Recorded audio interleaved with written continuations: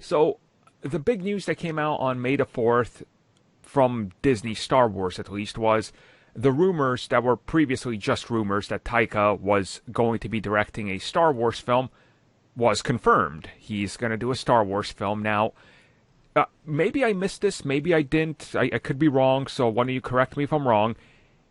They did not specifically state whether this is one of the new trilogy films, did they? Or... No, but they said it's a movie, I believe. Okay. Yeah, because I was going through trying to find see if it was like any specific details, but no, it just said a movie. Because I was like, I didn't see anywhere that they mentioned, oh, this is the film coming in December or whatever, the one that they have.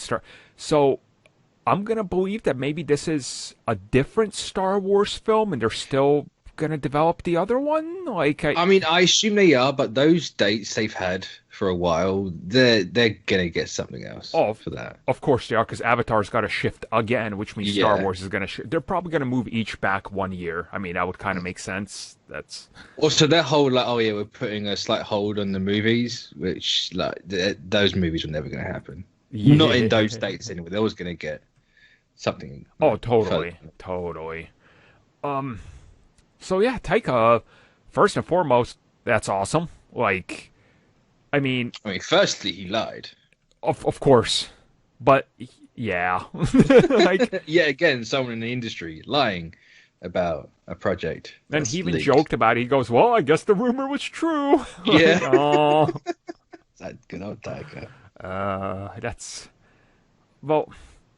I mean, he did an episode of Mandalorian. And that's right around when the rumors started, and his episode was tremendous. Obviously, he also acts in Marvel Studios as well as directs, and he acts in Star Wars, and now he's going to direct. What do you think his film will be? What direction do you think this is going to be? Something completely independent from everything they're doing? Because that's my hope. I hope so. And I think that's the direction I need to take. Don't focus on that, or kind of like Mandalorian. Don't focus on the bigger thing. The bigger thing can be part of it in a small, tiny way, but something far removed. And yeah. But what I don't know. I've got no idea what he could do. That's kind of maybe we get an IG-11 movie. I don't know. I wouldn't be mad. But... Yeah, no, I wouldn't be mad at all.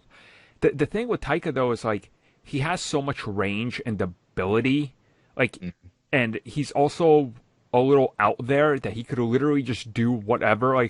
For all we know, this could be a Star Wars movie set on one planet that literally looks like, I don't know, like Blade Runner or something, and they never mention anything. It's just a movie that takes place on a singular planet. They don't even have galactic travel or something.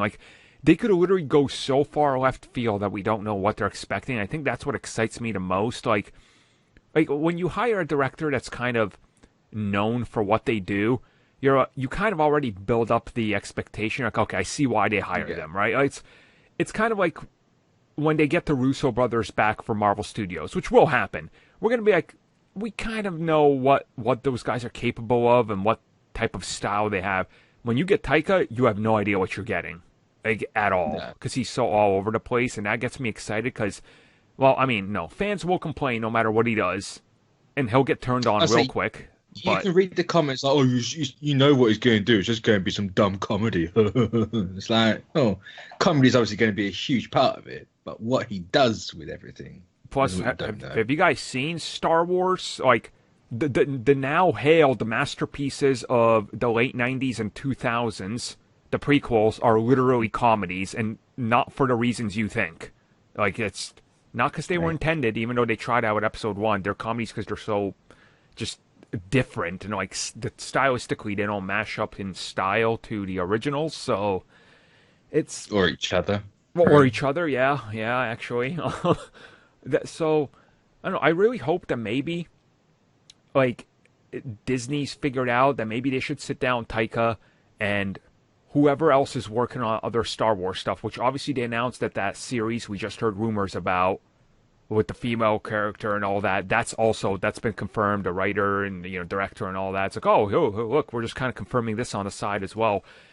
My hope is that maybe they're sitting all of them down, Marvel Studios, Kevin Feige style, and being look, let's figure out the next decade at least. Like, you need that. And since Kevin Feige's involved with Star Wars to some capacity now, I'm going to believe they have to be doing that, right? Like, copy the Marvel formula for the love of God. Like, it's proven to work. Like, if I'd say they've had, like, no, they had to finish the saga off, quote unquote. They had to do the 3 sequels. Yep.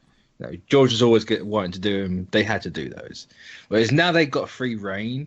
Like, they don't. Before, they didn't necessarily need a plan of where to go. Like, they had an idea what they're going to do, obviously, because we had all the anthology movies, and it's like, oh, I guess this is Star Wars now. But now it's like, no, we need the reception to the sequels is like, no, we need to do something. Mm-hmm. We need to sit down, figure it out. Whether Kathleen Kennedy stays or not, who knows? I don't think she's going to stay when the contract runs out, but that's me. But need to sit down and figure out exactly what they're going to do, when they're going to do it, and where it's all going to go. Yeah. No, it's... I think we kind of have that with not Fallen Order, High Republic. High Republic. That's like the first, like, we have an idea of what we can do. Like, that's only going to be one part of it, obviously, but that's like, we have this idea. We're going to go this way with it. Yeah.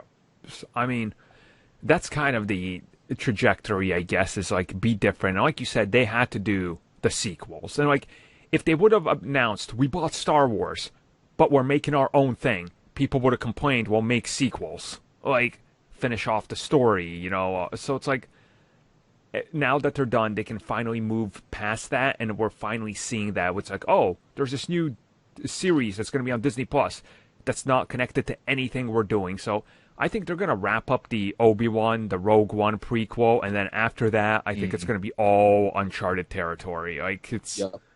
And that's so good. That's so refreshing. Like, please don't ever show me another AT-AT ever again. Like, I just... Please don't.